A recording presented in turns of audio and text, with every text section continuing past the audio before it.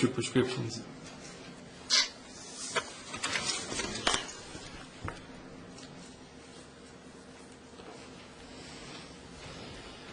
If you can, Mr. Crawford, look through there and see if you can find that printout, or if you'd like, may I approach it? Yes.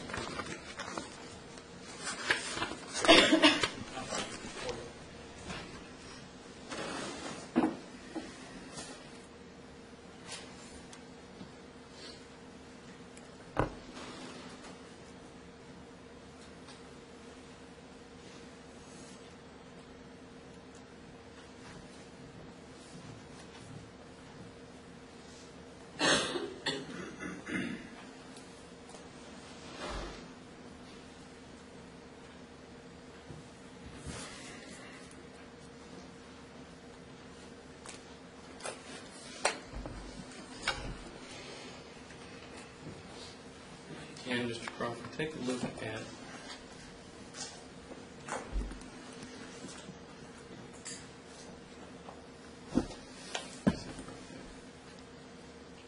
take a look at those documents. Just take a moment. I'm not sure you looked at those recently, and determine, if you will, how much per month, if you can. This is very easy to do because this is an itemized statement from Eckerd's Drugs, which is where I bought the drugs. And if you, for instance, take the cost of 14 tablets of Ambien, they cost $36.67. Celebrex, very expensive, 60 tablets is $157. Propoxy, which is one of the narcotics, I think that's $17.32. Anyway, what I had done is total up what Dr. Howell had prescribed for me to take per day and figured out per month with tax $354.99 per month that I was spending from the time that I first saw him from now on, because as he stated, I have to take these drugs or some exactly like them forever. Okay. What was that amount? $354.99. Okay. So is $354.99 what you anticipate to be your prescription costs per month from here on indefinitely? No, it's going to be a lot more because Celebrex and some of these things, I saw at one point a 25% increase in the price of that from one month to the next. So it's going to run a lot more than that over a period of years, the rest of my life. But is this what we would call would this be the floor? This would be the floor, the minimum, because this is what I paid back in, it looks like I figured the ones that were on 7/21/03 and 8/30/03 and 11/17/03, those numbers right there. Right. Your Honor, I'd like to go ahead and, I haven't done this, but I'd like to make the next exhibit those entire documents there. Dr. Howell's deposition Yes. earlier. And if I can, I'll try to put them back together in that order. Will be received as number 25. Just on the bottom? Yes, on the bottom.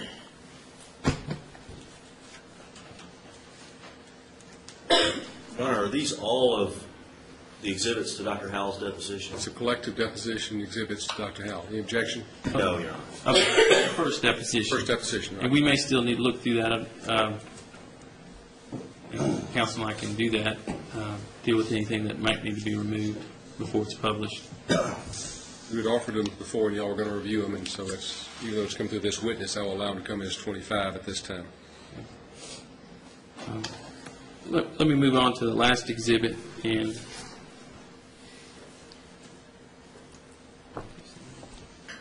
I can hand you this exhibit. Thank you.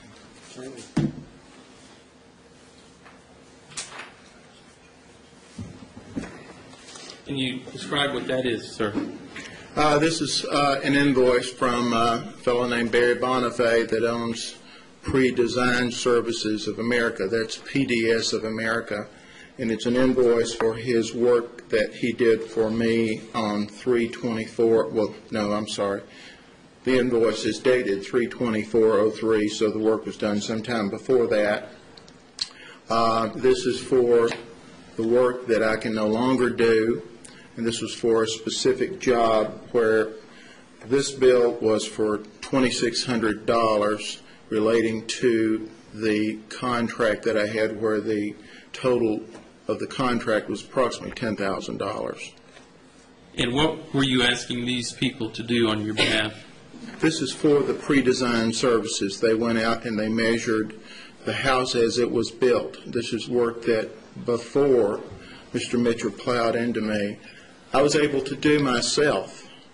Go out there and do all this measuring and do this drawing.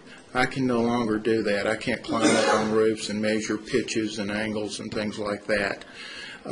And this is for that type of work for one specific job. This is an example where it's cut into 25% of my income. All right, I'd like to mark that the next exhibit, Your Honor. Hand that to me, please.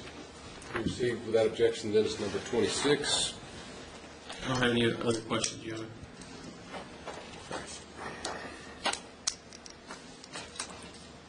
Ladies and gentlemen, we're going to break for the evening at this time. I thank you for staying a little bit longer with us. We will start back tomorrow morning, 9 o'clock. So again, please be here before 9 o'clock. We'll start at that time and resume with the cross-examination of Mr. Crawford and the conclusion of the proof tomorrow morning, hopefully. I think from our planning standpoint, probably we will be getting this to you for your deliberation. You can begin deliberations in the afternoon.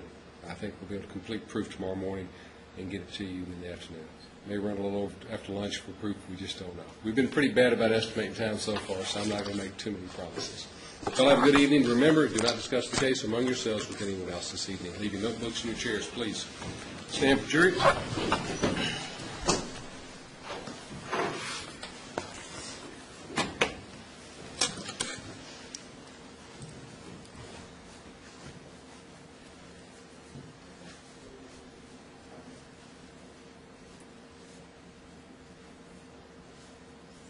All right, you step down, Mr. Crawford. All right, you seated, please.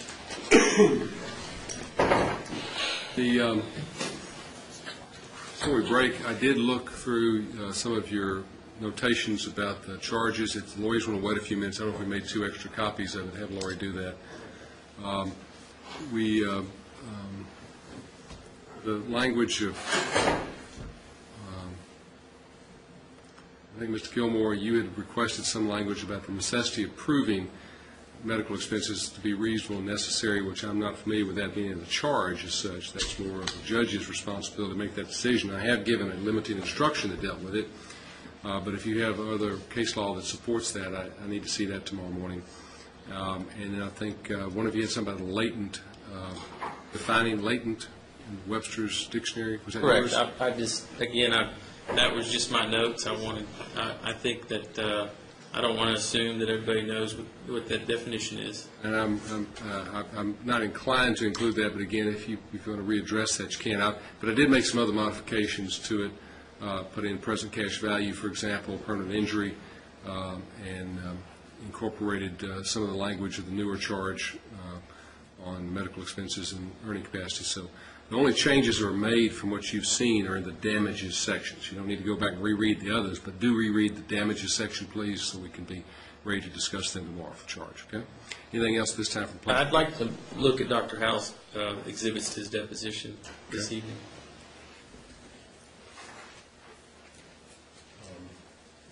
I can't let you take them with you unless... No, I'll just, Okay. I need to see what the totals of those prescriptions are. Mr. Gilmore, anything further from the defendant? No, Your Honor. Mr. Crawford. And Ms. Mitchell, you're going to be absent tomorrow, right? Okay. So That's you, okay. and if you want me to give, please remind me though tomorrow, Mr. Gilmore, to give instruction if you want me to do that, okay? I will, Your Honor. Okay. Very good. Thank you all very much. Have a good evening. We'll start back tomorrow at 9 o'clock. All rise.